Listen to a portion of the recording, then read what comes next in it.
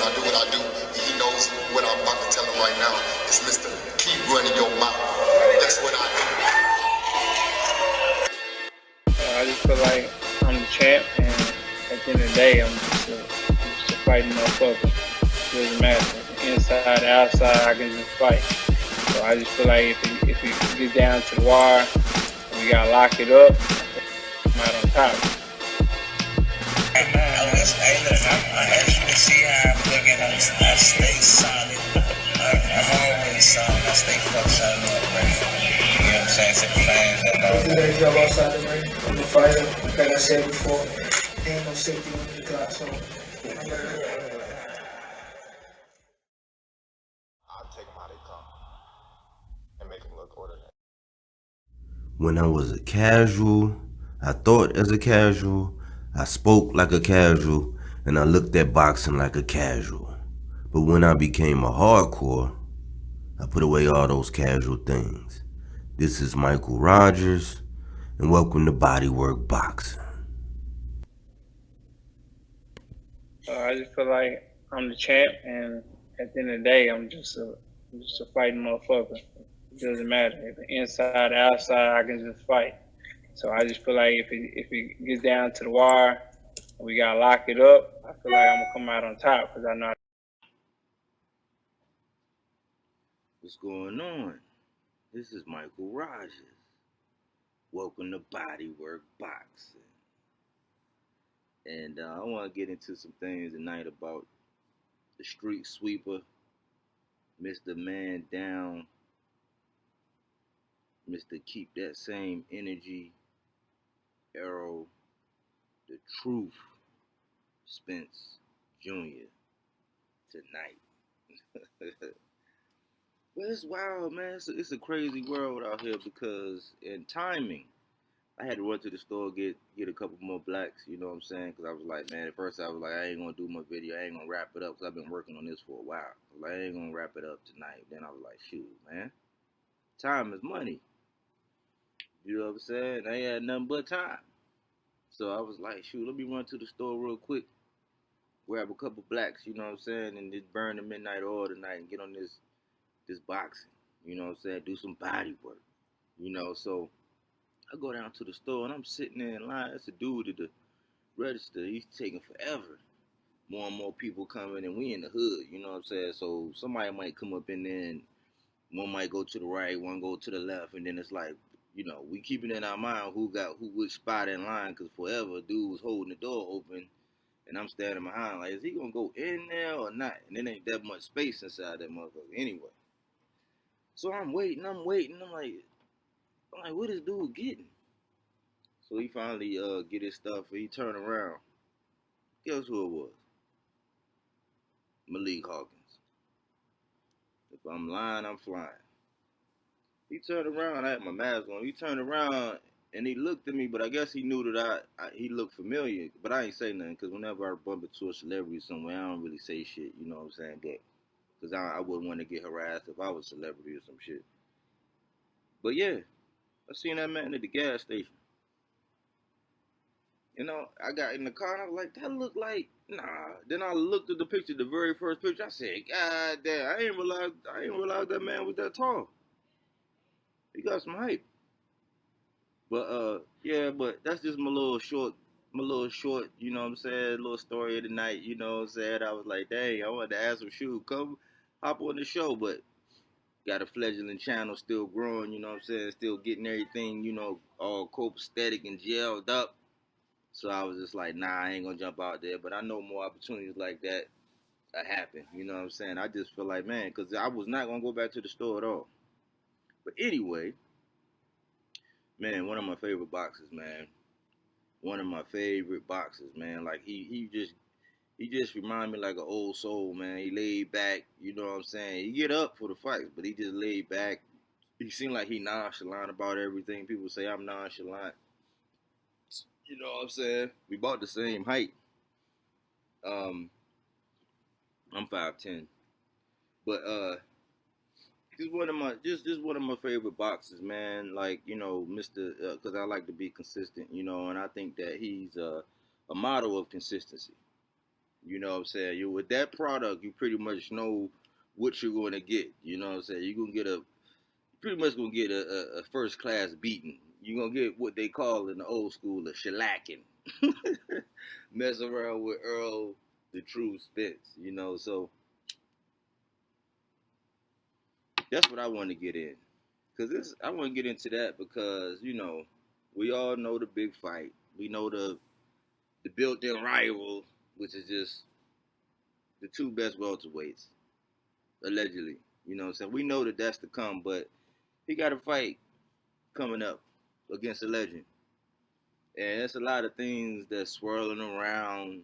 He said he gonna retire Manny Pacquiao. To be honest, the truth is Thurman should have did that.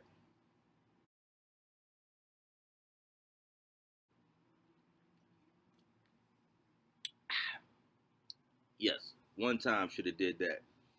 But I believe that I think Thurman going into that fight, I think that he pretty much he underestimated Pac. I don't think that he prepared for him as hard. I don't know about injuries. That's speculation. I don't know if he came in. I don't know, but I know with the alligator arm, T-Rex arms, or whatever he said, alligator T-Rex arms or whatever, and I'm gonna retire you, and being vocal. You know what I'm saying? Like, I think that he underestimated Pac. You can never underestimate Pac. That's all he needs is a small little window. But he hit Keith in the bread basket, man. He spit out his mouthpiece, and he was like, "Oh shit!" You see his eyes, was like, "Man, I'm in for a fight." Earl is not going to do that. If you recall, I believe it was after the Mikey fight, because I think Pat came down, and I think he was looking for something, because Mikey said he saw something. Mikey has to get a little closer, but there you see the long arms of Errol Spence Jr. throwing that roundhouse body punch. Little long, but he's still catching him. There's the one up the middle. And here's the last shot. Over with that left hand. But I think Pac was looking for something, and I think that there's a lot of the people like Roy Jones. That's one of the biggest names. I'm not gonna go through the list because it's not about bash. I'm just stating the facts. Was doubting. He was doubting. Everybody, a lot of people had Mikey winning. I'm just like, do y'all even watch boxing? But long story short, that night Pat got in the ring and he was like, "Yeah, Earl said whatever he said," and Pat was like, "Sure, right now, sure, right now." I'll take them how they come and make them look ordinary. And so it was supposed to be, something that was going on. That never happened. And so those talks became other talks with other people that, this video was not actually about. But that's something that was one of the things that was on Earl's bucket list. He stated he wanted to do several things. I think originally he wanted to get at Thurman, but allegedly Thurman ran around, you know what I'm saying, and through injuries, which we can't underestimate. But for some reason, Thurman miscalculated, and he basically gave a synopsis saying that he thought that Earl was going to be his Mayweather Pacquiao, and that he was putting that off to let it build or whatever. And I don't think Earl took lightly to that, because he had to go through the gauntlet, And everybody was saying that, oh man, yeah, I've been one, like Earl said the last time, for the last 2 years, he's like, ain't nobody been calling me out. That's cap. Now we gonna have to stop the cap. You know what I'm saying? So he'll turn up, but he'll let it be known that, hey, get me right. You know what I'm saying? Don't put no false information out there. You know what I'm saying? And he had the one little snafu, you know what I'm saying, which I think gave him, it basically was a wake up call for him. And man, that did wonders for him, because from what he says, he's back into, You know, his love is all the way up there, and he's not allowing himself to, you know, go up in weight and things like that. So he's coming in not having a fat camp, you know, pretty much working on some things. And then I guess allegedly he was 80% against Danny. 80% against Danny. Complete boxers, but there's a hard left hand by Errol Spence. Complete boxers, but there's a hard left hand by Errol Spence. One round. No, Errol Spence.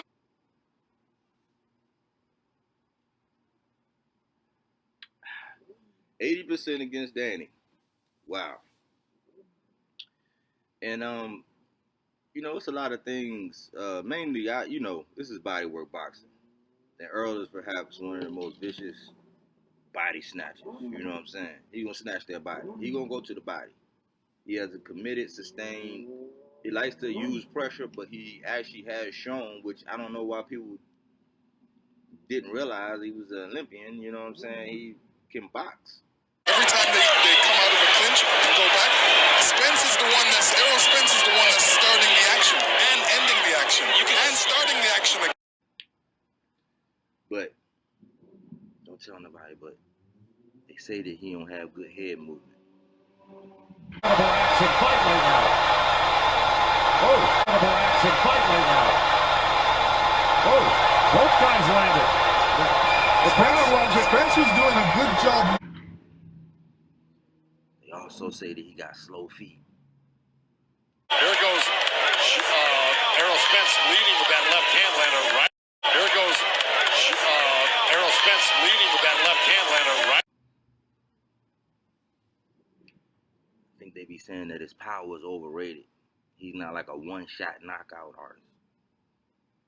1 minute remaining and low. 1 minute remaining and low. The chin, and here it is. You can see, right on the chin. Don't tell nobody. But yeah, we talk about Earl, the True Spence, and the big thing. My nickname for him is the Street Sweeper. Body work. I call him the Street Sweeper. And why? Because even though it gets twisted around and people be saying how he was, you know what I'm saying, ducking and, you know, he didn't want no, but he didn't want, it's like, before what the fans are trying to create as his arch nemesis actually wanted to fight, he wasn't calling for Earl. He wasn't. Nobody wanted to smoke. Matter of fact, that's how we actually got to see Mikey. Because Earl, nobody didn't want to sign up for that ass whooping. And Mikey was like daring to be great. And plus, he said he saw something. What he saw, I don't know. I think it was a bread basket beating. You know what I'm saying? He got the triple B, man. He got the bread basket beating. You know what I'm saying? Like, that's what he saw. You know what I'm saying? He saw nothing but gut punches. And, you know, like, man, he got that bread basket beat up. But back on track, man. I mean, it was a point in time when his arch nemesis wasn't even in the division yet. And what he said was he was going to clean up his side of the street. And after he get all of the belts that he can get, then he's going to go over there for that last piece. And to his word, through trials and tribulation and peril and people counting him out and saying he wouldn't. Well, it was all kind of crazy stuff that was coming out. Like, man, nah, I didn't hear nothing from Earl. I didn't see nothing. Like, hey, I was putting out positive vibes. Like, nah, man, nah. I couldn't even believe the footage. Getting blasted, being called all kind of names, and just stuff getting taken out of proportion, man. You gotta think, man, these fighters are young.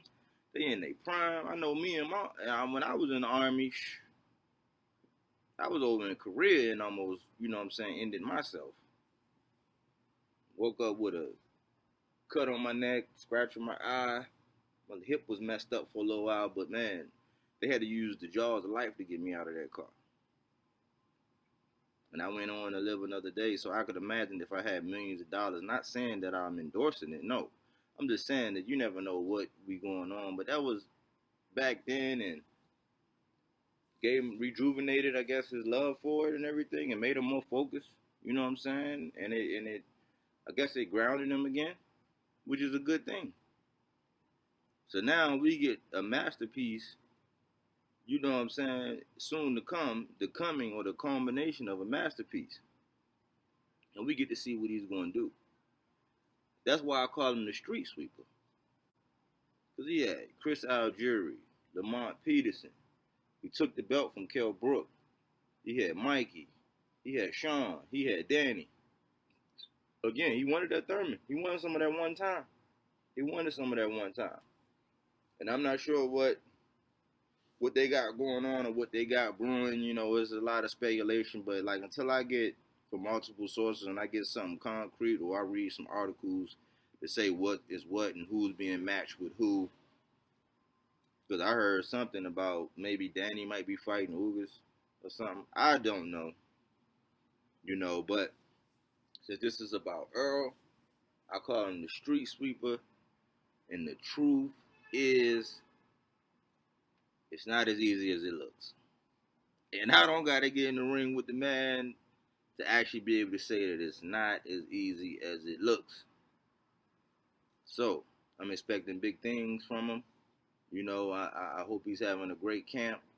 I hope he's focused. I hope he's tuning out any teeny tiny little noise or any kind of inkling of any kind of distraction. I hope he's tuning all that out.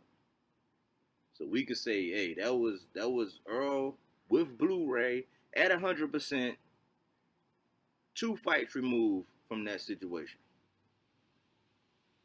And the truth is, it's going to be a man down. Body work. He's also tough on dirt. Back in the ring, after the lights have faded, he's still a triple threat, wielding broom, mop, and cleaning rag with equal skill. In no time at all, the squared circle is squared away, and then it's on to the locker room. Every glove in its place, every locker door polished. The floor is spotless. The toilets are immaculate, cleaner than Manny Pacquiao's comes. Are you not entertained? Are you not entertained? Is this not why you are here?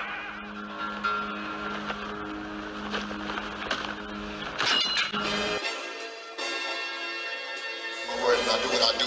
He knows what I'm about to tell him right now. It's Mr. Keep running your mouth. That's what I do.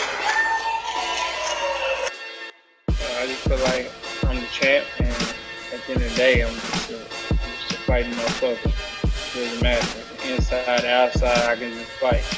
So I just feel like if it gets down to the wire, and we gotta lock it up, I'm out on top. As you can see how I'm looking, I stay solid. I'm always solid. I stay fucked solid up, bro. You know what I'm saying? To the fans that don't. If you ready to go outside the ring, I'm a fighter. Like I said before, there ain't no safety on the clock, so